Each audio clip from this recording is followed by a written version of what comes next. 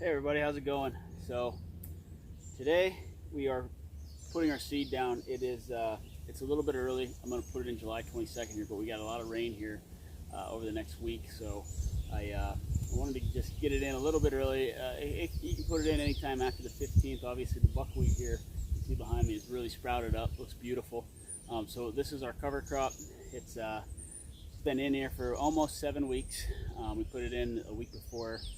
I think we put it right in about June 1st. I have to look back, but we're going to plant our G4 mix, brought to you by Four Seasons Food Plots, Keith Hag over at Hag's Feed Store.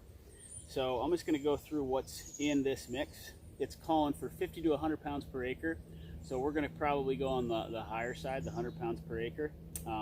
This particular plot right here is almost 3/10 of an acre.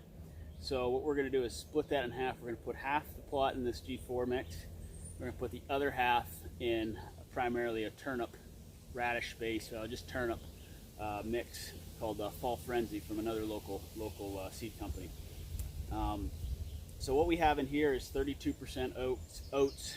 You got your winter wheat at 29%, and you have 9% winter peas. We got a little bit of clover, 9% clover. We have 4.9% all-site clover, 4% jackpot turnip, 2% dwarf Essex rape, which the dwarf Essex rape I'm not a huge fan of, but we'll see how it goes here. 3% purple top turnip, 1% eco-till radish, and we talked about a couple other things. There's some winter rye in here and some winter wheat we also mixed in here. So this is the mix that we're trying this year. We got the cover crop here with the buckwheat. So we're going to put this in. We're going to spread it at a rate of 50 pounds, 50 to 100 pounds per acre. So this plot, if it's 3/10 of an acre, do the math. That's going to be right around 30% of over 100 pounds, about 30 pounds. We'll cut that in half. We'll put 15 pounds in. So we're going to end up putting about 15 pounds of this in. This is a 5-pound seed, so we'll end up putting 3 of these in. So let's get to work. Oh, next step, I forgot to say, then we're going to spray it with our glyphosate mix, 2 quarts per acre. So we're going to go through this once with the glyphosate, spray the buckwheat. Then I'm going to come through with my roller, since I don't have a what's it called? A cultipacker. So I just have a roller. So we're going to use the wheels of the 4-wheeler and just kind of do it redneck style, but it'll serve the same purpose. So let's get to work. So I do have one small concern. There's a lot of bees in here. A lot of bees. They're pollinating right now. So I'm interested to see how many times I get stung. You can see any right now. There's one right there. Hopefully they're preoccupied and they don't really mind me, and they just go for the flowers. But we'll see how it goes.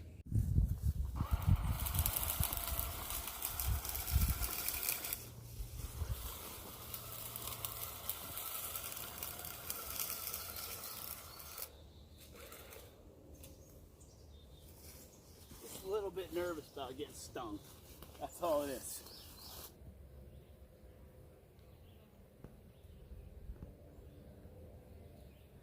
I feel like I'm in the dragon's lair right now with all these bees.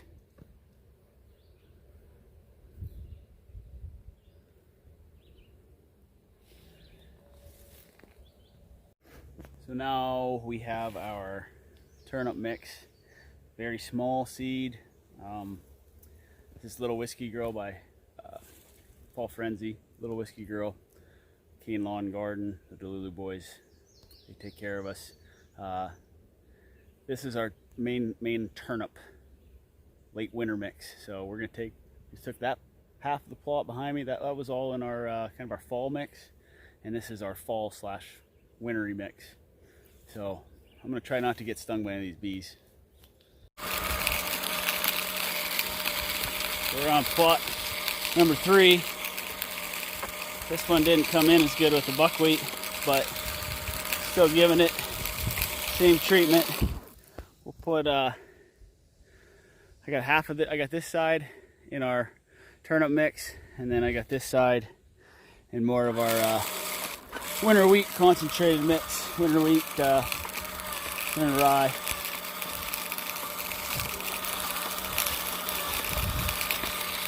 Got pretty much everything seeded, and now we're just going and spraying it. So there's putting the glyphosate down, and this little plot here is about not even 2/10 of an acre. So we put our turnip mix here. We got another plot that's 1/4 acre over here. We've got our mostly oats and winter wheat, and now we're taking that buckwheat and smashing it, spraying it, smashing it. We're gonna come back with a roller and hit it then. So.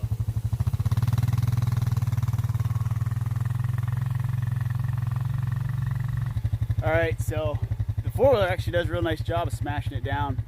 That buckwheat that was over my waist was pretty good plot we had put in a buckwheat. So now it's going to work as our cover crop, our smother crop, and it's going to work as our basically our top layer. And the seeds underneath it, it's going to get soil contact after we roll it, but we're also going to have, it's going to work like any kind of insulator, where it's going to really, after it dies and the glyphosate works and kills it, then we're going to have a nice plot. So in about, I don't know, 4 or 5 weeks, we'll be coming back here, and we should have turnips and brassica and rape and just a whole bunch of good stuff in there. So far so good. Got about 5 more plots to do.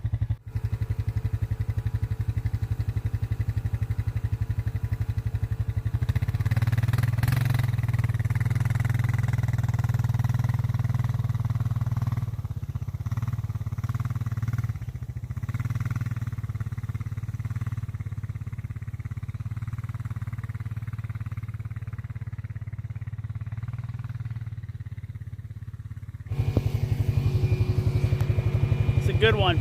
Oops.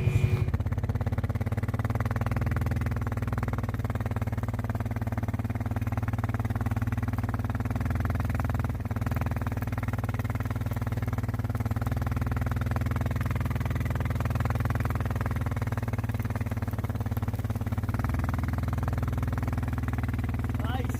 Little gift from the gods. Here comes the rain. So it doesn't neutralize mine.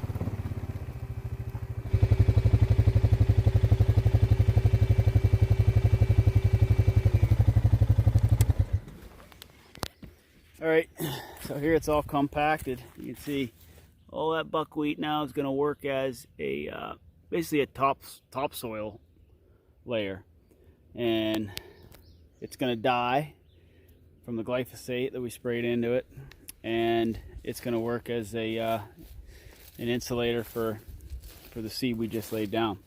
So hopefully this works out. So this is right out of Jeff Sturgis's book from Whitetail Habitat Solutions.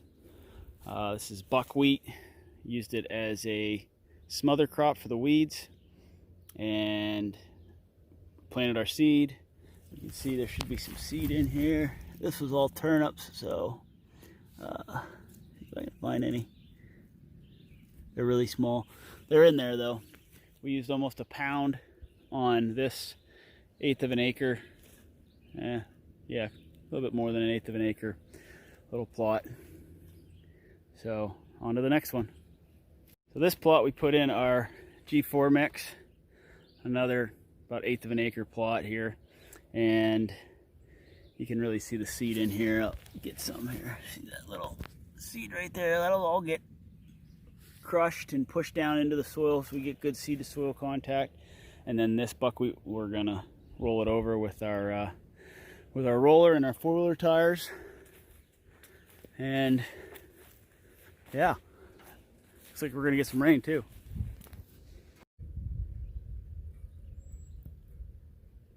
There's number 2. There's the other one we did. So this buckwheat didn't quite get as high, and it you can see it just doesn't push down as much, but it'll still work. So that's what we got so far. I'm gonna go to a big one now.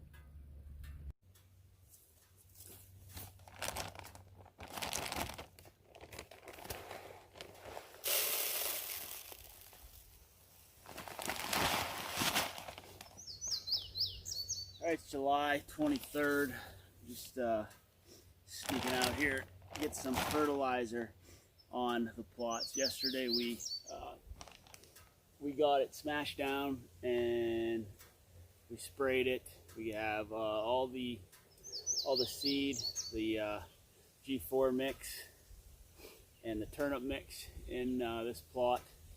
So Nebraska mix in this plot. So now we got some rain here in the forecast, and that's one of the reasons why I've bumped up my planting schedule too, just because the rain that is coming.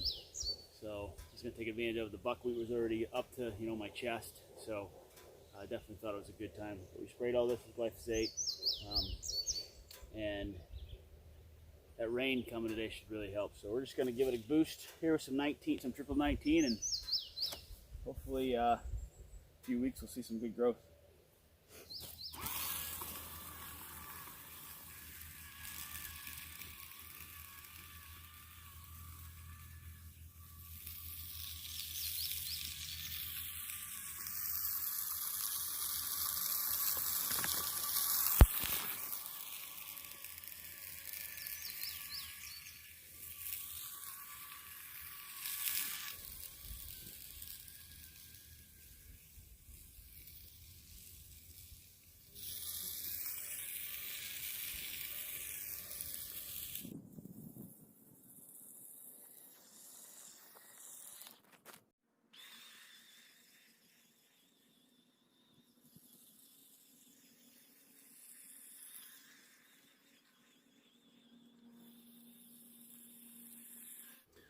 So this next plot is one where the buckwheat really didn't come up, 3 to 5 inches.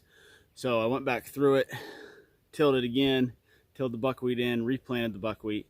So I tried to get that seed embedded down in a little more. I think the turkey's been out here hammering that too. So we're gonna go over there and we're gonna fertilize that too. Try to get that buckwheat going. That'll be a plot we probably put in mid-August.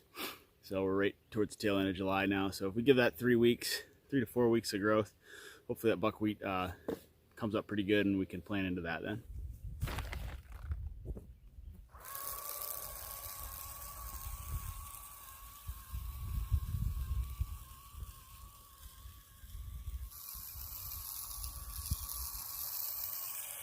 Another thing we did on this plot, we added another 100 pounds of lime to this little 1/8 of an acre section, so hopefully that helps it take off as well. This is the big one.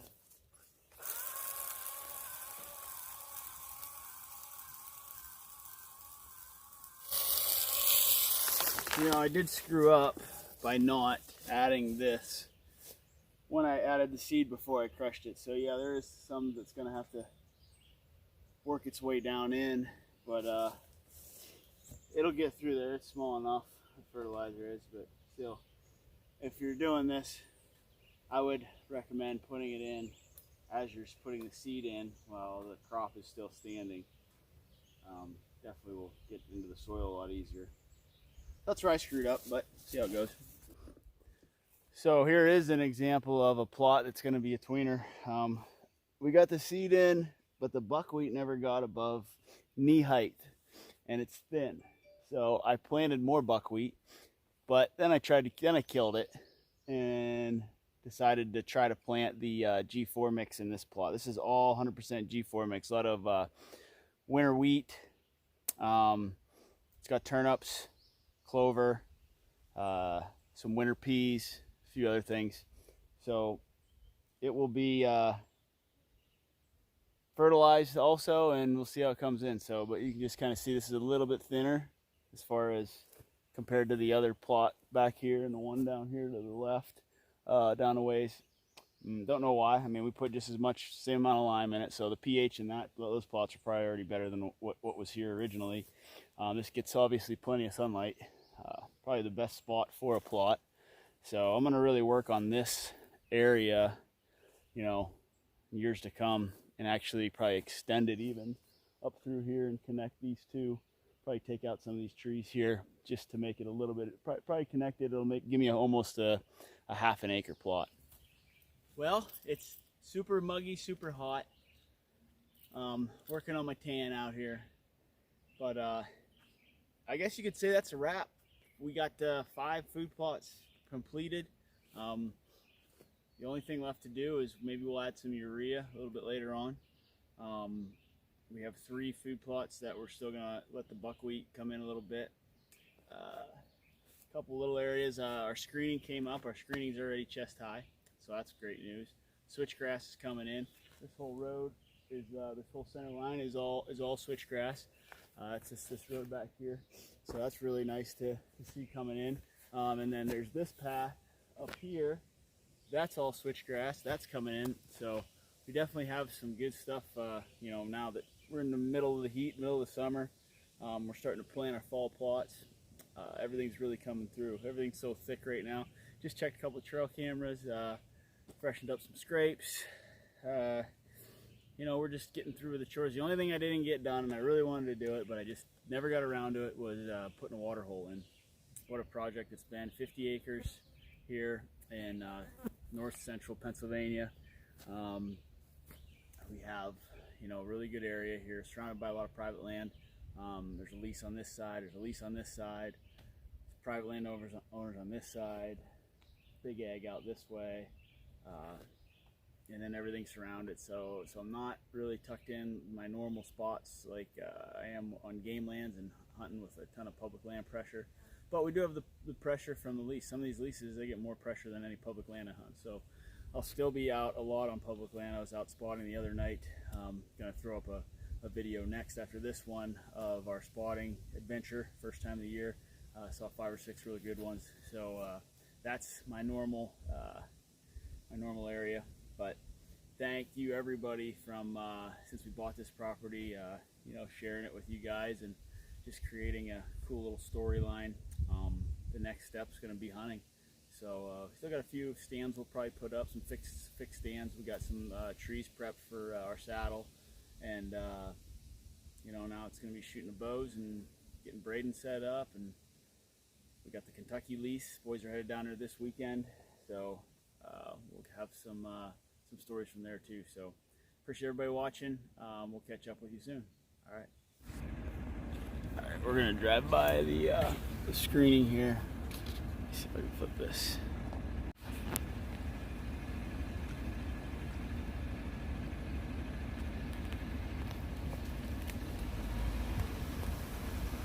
Almost as tall as corn.